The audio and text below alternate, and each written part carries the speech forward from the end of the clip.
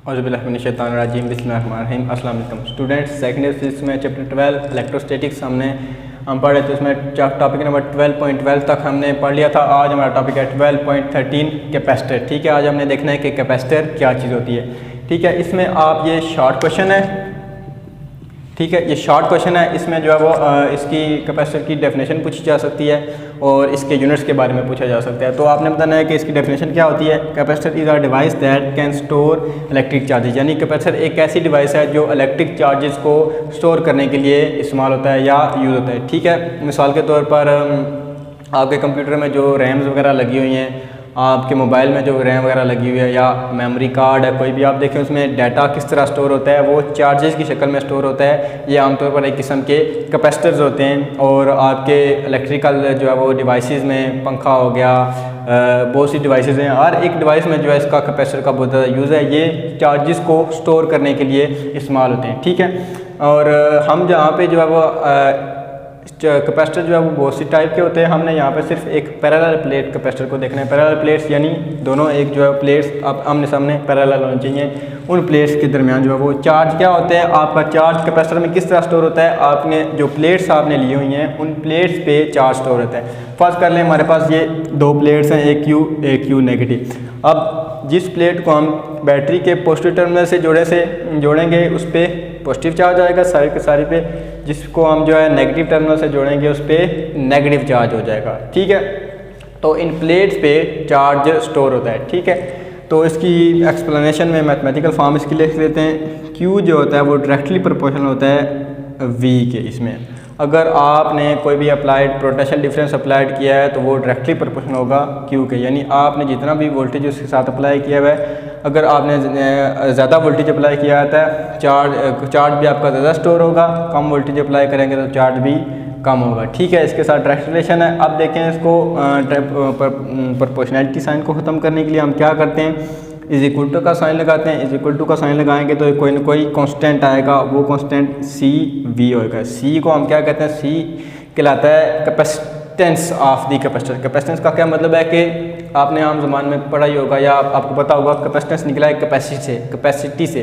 Capacity का क्या मतलब होता है कि सलाहियत, यानी आपके कैपेसिटर में वो कितनी चार्ज को स्टोर करने की सलाहियत या एबिलिटी मौजूद है। हम यहाँ से कैपेसिटेंस का फार्मूला डिराइव कर सकते हैं। यहाँ से V को उधर ले जाएं, ये क्या हो जाएगा, C is equal to Q/V। V उधर जाके डिवाइड हो जाएगा, यानी आप जो है वो कैपेसिटर के में इतनी सलाहियत के साथ चार्ज स्टोर हो सकता है। ठीक है, अब इसके यूनिट्स, ये तो होगी एक डेफिनेशन और इसकी मैथमेटिकल फॉर्म, ये एक दो स्टेप्स हैं। उसके बाद इसके यूनिट्स कैपेसिटेंस के यूनिट्स हमने ड्राइव करने हैं। कैपेसिटेंस का यूनिट आप देखें, Q का यूनिट चार्ज होता है, चार्ज का यूनिट कूलम होता है, उसको C से लिखते हैं, और V का यूनिट वोल्ट होता है। ठीक है, चार्ज कूलम पर वोल्ट, इसको हम कहते हैं फैरेड। ठीक है, इसको हम क्या कहते हैं, फैरेड। ये कैपेसिटेंस का एक यूनिट है। ठीक है, अब देखें फैरेड क्या चीज़ होती है। अगर आपके जो है वो प्लेट पे 1 कूलम चार्ज है, यानी आपकी एक प्लेट पे चार्ज की अमाउंट जो है वो 1 कूलम है, और आपने जो अप्लाइड पोटेंशियल डिफरेंस है वो 1 वोल्ट के इक्वल है, तो आपका जो है वो उसका कैपेसिटेंस कितनी होगी, 1 फैरेड। ठीक है, ये फैरेड एक बहुत बड़ा यूनिट है। इसको हम जो है छोटे यूनिट में जैसे माइक्रो फैरेड, नैनो फैरेड और छोटे यूनिट्स में इनको हम जो है वो लिखते हैं। ठीक है, ये हो गया कैपेसिटर। कैपेसिटर क्या चीज़ होती है, और कैपेसिटेंस क्या चीज़ होती है, एबिलिटी। ठीक है, ये इस टॉपिक में सिर्फ ये शॉर्ट क्वेश्चन है, इसमें आपने ये इसका यूनिट और इसकी डेफिनेशन याद करनी है। नेक्स्ट टॉपिक नंबर 12.14 करते हैं। वो एक लॉन्ग टॉपिक बन सकता है कि पैरेलल प्लेट की कैपेसिटर की कैपेसिटेंस किस तरह मालूम की जा सकती है। ठीक है, topic number 12.14 capacitance of parallel plate capacitor, यानी पैरेलल प्लेट कैपेसिटर की कैपेसिटेंस क्या होती है। फर्स्ट कर लें, ये एक पैरेलल प्लेट कैपेसिटर है, आमने सामने दो प्लेट्स पैरेलल हैं। एक प्लेट पे वो वैसे ही चार्ज Q पॉजिटिव है, दूसरी पे Q नेगेटिव है। ठीक है, अब ज़ाहिर बात है जब ये पॉजिटिव प्लेट है, ये नेगेटिव प्लेट है, पॉजिटिव से नेगेटिव तरफ इलेक्ट्रिक फील्ड ऑफ लाइंस, इसमें electric field of line generate होंगी। और वो फार्मूला ऊपर लिख लें, उसको क्वेश्चन नंबर 1 का नाम दे दें Q/V = C। ठीक है, इसको इक्वेशन नंबर 1 का नाम दे दें।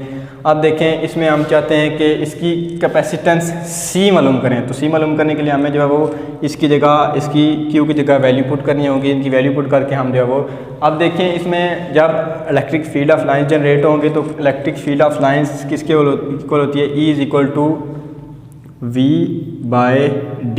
ठीक है, ये हमने electric potential gradient, electric field as a potential gradient में ये फार्मूला डिराइव किया था। और एक और फार्मूला डिराइव किया था हमने इलेक्ट्रिक फील्ड इंटेंसिटी का 2 ऑपोजिटली चार्जिड पैरेलल प्लेट्स के लिए हमने वो फार्मूला डिराइव किया था। E वो क्या होता था? σ/ε0। ये फार्मूला हमने डिराइव किया था। अब देखें इन दोनों इक्वेशन को कंपेयर कर सकते हैं। अब देखें कंपेयरिंग इक्वेशन नंबर, इसको 1 का नाम, इसको 2 का नाम दे दें, इसको 3 का नाम दे दें। अब जब 2 और 3 को आप कंपेयर करेंगे, अब देखें कंपेयरिंग करेंगे तो देखें अगर इसकी लेफ़्ट हैंड साइड इक्वल है, E और E इक्वल है, तो ज़ाहिर बात है आपकी राइट हैंड साइड भी इक्वल होगी। यहाँ से V/D = σ/ε0 हो जाएगा। ये V/D = क्या हो जाएगा? σ/ε0। ठीक है, अब देखें यहाँ पे सिग्मा क्या चीज़ है?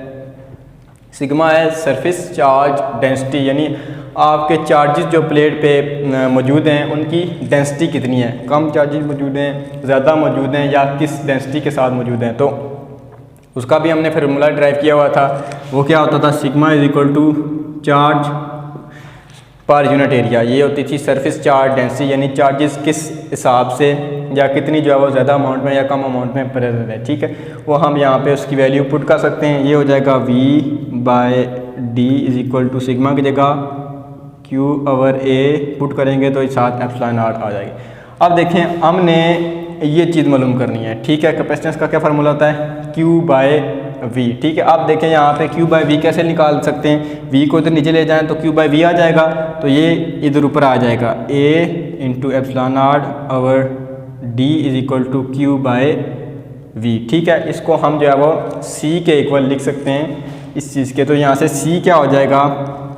इसको हमने लिख लिया C, और ये as it is A ε0/D। ठीक है, अब ये आ गई कैपेसिटेंस आपकी पैरेलल प्लेट कैपेसिटर की। ये आपकी कैपेसिटेंस आई WAC, इसको आप लिख लें वैक्यूम है, यानी आपकी अगर प्लेट्स के दरमियान कोई भी जो है वो मीडियम ना हो, आपकी प्लेट्स के दरमियान मीडियम वैक्यूम हो, तो इतनी कैपेसिटेंस होगी, यानी पैरेलल प्लेट कैपेसिटर में इतनी कैपेसिटेंस, इतनी चार्ज को स्टोर करने की सलाहियत या एबिलिटी होगी। अब देखें ये चीज़ किस चीज़ पे डिपेंड करती है? ये एरिया पे डिपेंड कर रही है। आपने जो है प्लेट्स का एरिया कितना लिया हुआ है, ज़्यादा प्लेट्स का एरिया लेंगे, डायरेक्टली प्रोपोर्शन है एरिया, अगर ज़्यादा एरिया लेंगे तो चार्ज भी ज़्यादा स्टोर होंगे, कैपेसिटेंस ज़्यादा होगी। और नेक्स्ट किस चीज़ पे डिपेंड कर रही है? ये ε0। ये होती है आपने जो मीडियम लिया हुआ है उसके दरमियान डाई इलेक्ट्रिक जो भी मीडियम लिया हुआ है। आप फर्ज करें आप अगर ये वैक्यूम है, ठीक है, वैक्यूम में अगर कोई भी मीडियम नहीं है, आपका एयर है, तो उसकी जगह हम ε0 की जगह 1 पुट कर सकते हैं। अगर आपने कोई मीडियम आपने बीच में लिया हुआ है, जैसे लकड़ी ली हो या आपने पेपर लिया हुआ है, आयरन का कोई भी पीस लिया हुआ है, जो भी मीडियम लिया हुआ है, तो उसके हिसाब से वो उसकी वैल्यू चेंज हो जाएगी। और किस चीज़ पे डिपेंड करती है? D, यानी इन प्लेट्स के दरमियान जो है वो डिफरेंस कितना है, आपने कितने फासले पे प्लेट रखी हुई हैं, इसका रिलेशन कितना है, कैसा है, इन्वर्स रिलेशन है। यानी अगर आपने डिफरेंस ज़्यादा लिया हुआ है तो आपकी कैपेसिटेंस कम आएगी, अगर आपने डिफरेंस कम लिया हुआ है कैपेसिटेंस ज़्यादा आएगी। ठीक है, अब हम एक और फार्मूला लिख लेते हैं CMED। अब देखें अगर हमने इसमें कोई भी मीडियम प्रोड्यूस कर देते हैं या मीडियम कोई भी रख देते हैं, इसके दरमियान कोई भी मीडियम रख सकते हैं, आप प्लास्टिक रख सकते हैं, लकड़ी रख सकते हैं, तो ये क्या हो जाएगा, यहाँ पे एक और फैक्टर ऐड हो जाएगा। जिस तरह हमने कूलम लॉ में एक ε0 और ε एक मीडियम जब हमने इंट्रोड्यूस कराया था तो ε0 एक फैक्टर ऐड हो गया था, यहाँ पे भी एक और फैक्टर ऐड हो जाएगा ε0/D। ठीक है, ये हो जाएगी, ये कैपेसिटेंस है जब कोई भी मीडियम नहीं है, वैक्यूम है। ये कैपेसिटेंस आ जाएगी जब एक कोई भी मीडियम आप इसमें इंट्रोड्यूस करा देंगे। ठीक है, अब देखें कि यहाँ पे हम ε0 की वैल्यू कैसे निकाल सकते हैं।